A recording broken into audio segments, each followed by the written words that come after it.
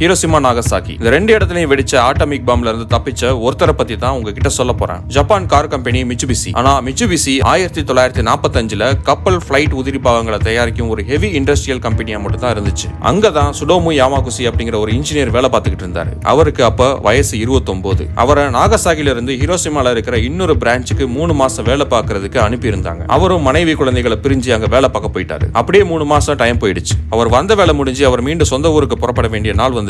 August 6, 1945. Railway station பக்கத்துல நடந்து போயிட்டு இருந்தாரு. அப்ப மணி காலையில 8:15 இருக்கும். கோடி பல்ப் ஒரே நேரத்துல சுவிட்ச் ஆன் பண்ண மாதிரி அவ்வளவு வெளிச்சம் அவர் கண்ணெதிரில தெரிஞ்சது. அப்புறம் லட்சம் ஸ்பீக்கர்ஸ கத்த விட்ட மாதிரி டம்மார்னு ஒரு சத்தம். இன்னும் அதிக அளவு சத்தமும் வெளிச்சமும் கதிர்வீச்சு சேர்ந்து அவரை நோக்கி வந்துகிட்டு இருந்துச்சு. உடனே பக்கத்துல இருந்த ஒரு டிச்சில குதிச்சிட்டாரு. இது அத்தனையும் 10 செகண்ட்ல அவரை கடந்து போயிடுச்சு. எந்திரிச்சு பார்த்தா ஒரு நரகம் கண்ணெதிரில தெரிஞ்சது. பக்கத்துல நிறைய பேர் இறந்து கிடந்தாங்க. அவரோட ஸ்கின் எரிஞ்சுகிட்டு இருந்துச்சு. அமைதியான நகரம் ஹிரோஷிமா 10 எரிஞ்சுகிட்டு இருந்துச்சு. இவருக்கு என்ன பண்றதுன்னு தெரியல. எல்லா பக்கமும் அலறல் சத்தம். ஒரு வழியா ஒரு ரெஸ்கியூ கேம்ப்ல போய் தஞ்சம் புகுத்துட்டாரு. அங்க ஃபர்ஸ்ட் எய்ட் எல்லாம் முடிஞ்சு அன்னைக்கு நைட்டே எப்படியாவது தன்னோட சொந்த ஊருக்கு போயிடணும் அப்படின்னு அந்த கேம்ப்ல இருந்து கிளம்பிட்டாரு. இந்த சம்பவத்தால பாதிக்கப்படாத இன்னொரு பகுதியில் இருக்கிற ரயில்வே ஸ்டேஷனுக்கு போனாரு. அங்க கூட்டம் அப்படி ஒரு கூட்டம். யாரும் டிக்கெட் எடுத்து ஏற வேண்டியதில்லை. இது ஒரு எமர்ஜென்சி பீரியட். நாகசாகி போற ட்ரெயின் எங்க இருக்குன்னு பார்த்து ஏறி உட்கார்ந்துகிட்டாரு. ஒரு வழியா வீட்டுக்கும் போயிட்டாரு. ஊர்ல போய் நடந்ததை சொன்னா அவரை மேலையும் கீழையும் பாக்குறாங்க. மப்பிள்ள எங்க போய் விழுந்து எந்திரிச்சு அப்படின்னு கேக்குறாங்க. யார் அப்படி ஒரு விஷயம் நடந்ததை நம்பவே இல்ல. பாம்னா கையில இருந்து எரிவாங்கல்ல, அவ்வளவுதானே, அதுக்கு ஹிரோஷிமாவே அழிஞ்சு போயிடுச்சு அப்படின்னு சொல்றேன் அப்படின்னு எல்லாருமே அவரை வச்சு ஓட்டிக்கிட்டு இருந்தாங்க. அட போங்கடா அப்படின்னு போய் 2 நாள் நல்லா ரெஸ்ட் எடுத்தாரு.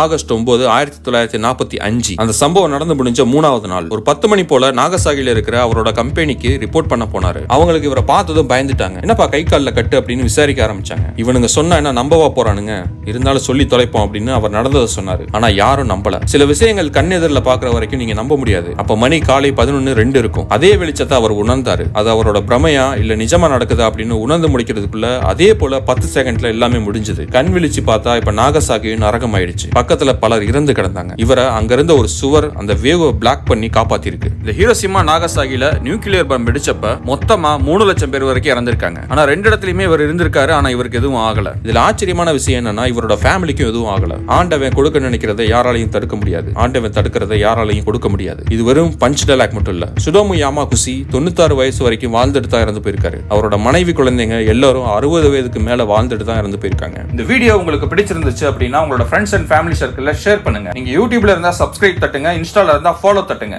தேங்க்யூ.